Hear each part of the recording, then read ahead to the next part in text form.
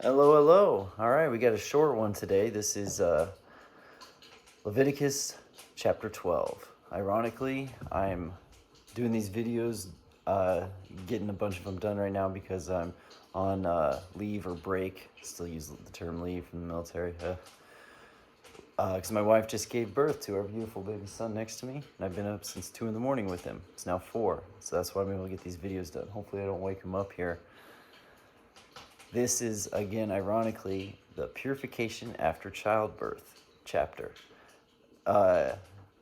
If you want a good message sermon on this one, I saw a very good one. My wife, the church that she went to in Omaha, I think it's non-denominational, I don't know. But the minister's name is Mark Ashton. Maybe on YouTube search Mark Ashton Omaha or something if you ever want to see it. But he did a very good sermon on this, on the purification after childbirth section. And I'll take a lot of what he had to say there and stuff that I've learned over time when we go through this, as well as the commentary. But I just thought it was ironic that I'm able to get these videos done because my wife just gave birth, and here we are. So, verse 1, chapter 12 of Leviticus. The Lord said to Moses, "Say to the Israelites, a woman who becomes pregnant and gives birth to a son will become ceremonial unclean for 7 days, just as she is unclean during her monthly period. On the 8th day, the boy is to be circumcised. Then the woman must wait until 33 days to be purified from her bleeding. She must not touch anything sacred or go to the sanctuary until the days of her purification are over. If she gives birth to a daughter, for 2 weeks the woman will be unclean, as during her period. Then she must wait 66 days to be purified from her bleeding." Again, remember, anytime there's bleeding, they have to go through a purification process. Obviously, a lot of this has to do with health. They don't have sanitary cleanliness, places that are sanitized, like the hospital, wherever you might be having a baby. So 40 days total, the 33 plus the first 7 for a boy. And then, 7 plus 66, so that's 73 days. That's a weird number. But anyway, it's almost twice as long for a female. And there's different reasons for this.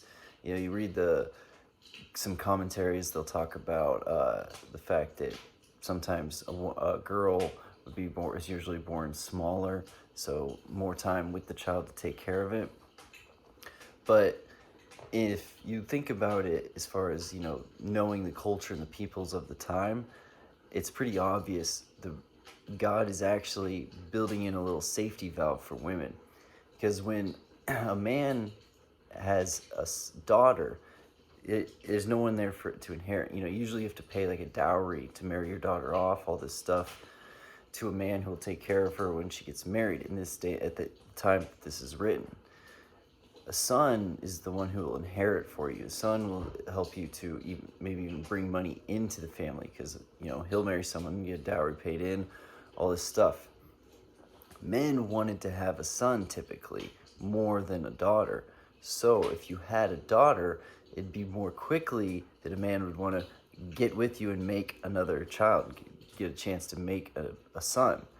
So that's why they gave the women, that's why, in my opinion, and Mark Ashton does a very good sermon where he actually ties in the evidence to this fact, but God actually was building in a little safety valve to give women that extra break. Because if a man has a son, he's not necessarily going to be trying to create have sex with his wife after the 40 days of uncleanness are right over. He's got the son, he knows she's still blah, blah, blah. But a lot of men of those days would have, as soon as the woman was done with the woman having a daughter, as soon as she was ceremonially clean again, he would have immediately tried to have a son. So this kind of gives, knowing that they're not going to have that immediate intercourse right after a son, even after the cleanliness has been achieved. So they already got the safety valve there, because men aren't as eager to create a son. With the daughter, they are eager, so they build in the extra days.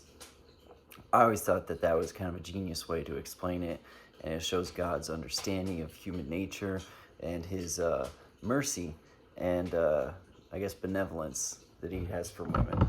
I'll get into the commentary here in a second, but I'm going to finish this chapter because it's not long.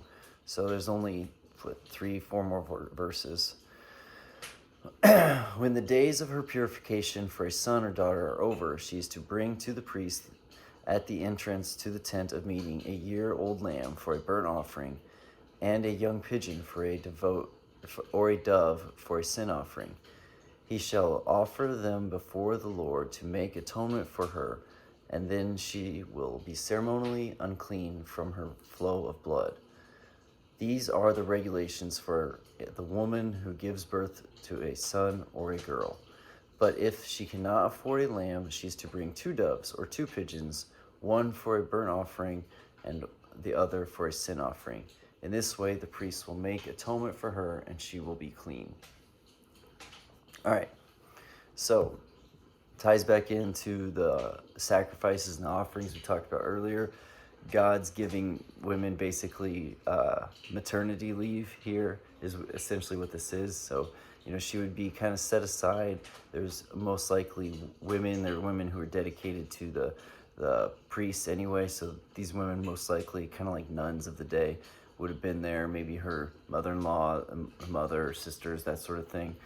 But it would have been a time where limited exposure to the community as a whole in case there was an illness, there was something going on, and it's that bonding time with the child. Okay, so they have that time where they don't have any responsibilities. They don't need to worry about, collecting water or making food or, any of the numerous chores that they would have to do at the house. This is the time for them to bond with their child. And we now know how important that is. You see all this research, the skin-to-skin contact, the importance of those first few days, weeks of a child's life, having that connection formed, particularly with their mother. And God, of course, because he's the creator of us, he knows this about us, builds that in and gives it to the women. So I always thought that was very beautiful. It's always interesting to me when you can see the understanding that God has of humans before humans have that understanding of themselves. And I think this is a prime example of that understanding that God has. So let's go to the Enduring Word Bible Commentary. I've read through this quite a bit. There's a lot of stuff on original sin and the purification from it. Like I say, I do or don't believe in original sin, but I don't see that it as much or as evident as everybody else seems to. So anyway,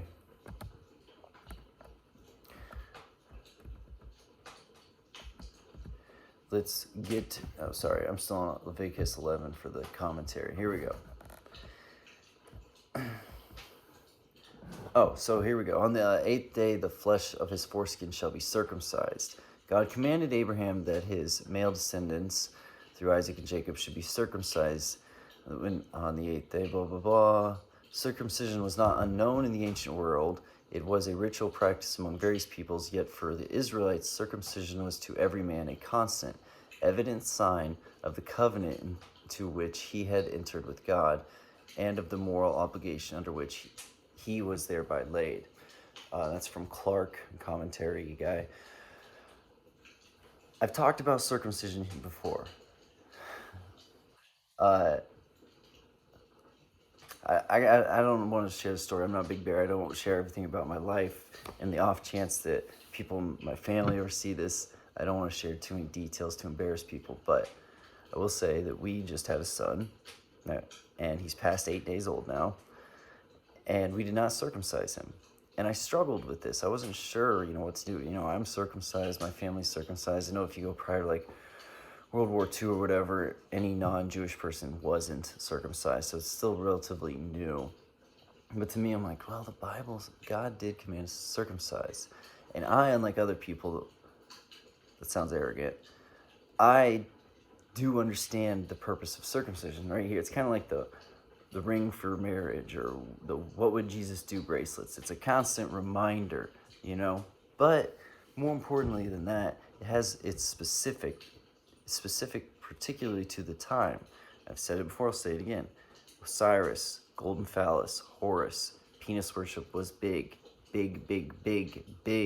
at the time of Abraham and his descendants. Circumcision was a way of rejecting the material world. That's made clear in the Bible. In the New Testament, they talk about how it's a rejection of the material world, but what's important is the circumcision of the heart. So by getting circumcised at that time, you're rejecting the then dominant religion of the world, or the area at least. You were giving a constant sign to yourself of your devotion to God. And Abraham was showing his faith in God to doing the circumcision before his heir was born. Because, he didn't know that snipping the tip of his penis was going to allow him to continue to make kids. You would think it's your reproductive organs, and I'm doing something to my reproductive organs, this could hurt my chances. But he was showing faith. So there are reasons for it, particular to that time and that day. Ironically, in today's day and age, it's almost flipped. Okay, because think about it. Circumcised men of those days, it was obvious, for the most part, that in that area they were of Abraham's line. People, when they saw they were circumcised, they knew who they were, they knew their faith, they knew their dedication. So it was also a way to keep them from intermingling and marrying with women who had different faiths. So it's a constant reminder. There's a rejection of the material world, the religion of that day. And today it's almost flipped. Because we got some heat from some people in the family about how we really need to circumcise your child. And see, I'm all ready for them to tell me from a biblical standpoint. And I struggled with it. It's like, well, it is a commandment. I don't think it applies anymore because we don't teach people the reason for circumcision. It's more of a medical, cosmetic thing, and, blah, blah, blah, blah, blah. And I don't think the main religion of the world is penis worship anymore, although it is materialism. And I didn't have a strong feeling either way. And I thought to myself, well, I don't have a strong feeling. I've gone to prayer and I've studied and I've asked God, and I still don't have a strong feeling to snip, to cut my child, to cut off my child's penis, then I'm not going to do it. I'm going to lean on not cutting my child versus cutting my child. If I had that strong conviction, then I would have done it. But they come at me my wife and I, from your child's going to get teased in the locker room. Socially accepted. So you want me to cut my child's penis so that they're more socially accepted? That's the opposite of what circumcision was about. When you became circumcised in the days of Abraham, you were actually being rejected by society. Like, what'd you do? Oh, you're one of those? You're one of those monotheists? You're one of those followers of Abraham's God? As soon as you see that snip penis, that's what they know. And now it's almost the opposite. So I don't think it has the same deeper meaning in today's world as far as circumcision goes. Again, rejection of the material world, being ostracized from a large portion of society is what you got when you became circumcised in the days of Abraham. Now, if you're uncircumcised, you're ostracized. Like, it's almost the opposite. You see that someone's circumcised, you're taking a leak out in the olden days, and you see that one of the dudes is circumcised, you're going to know, like, oh, what are you, one of those crazy, Abrahamic religious followers? What are you, descendant of Abraham? You follow that one true God, one of those people? Now, if you have a child and their friends see that they're uncircumcised, they're like, what are you, one of those homesteading fundamental Christians?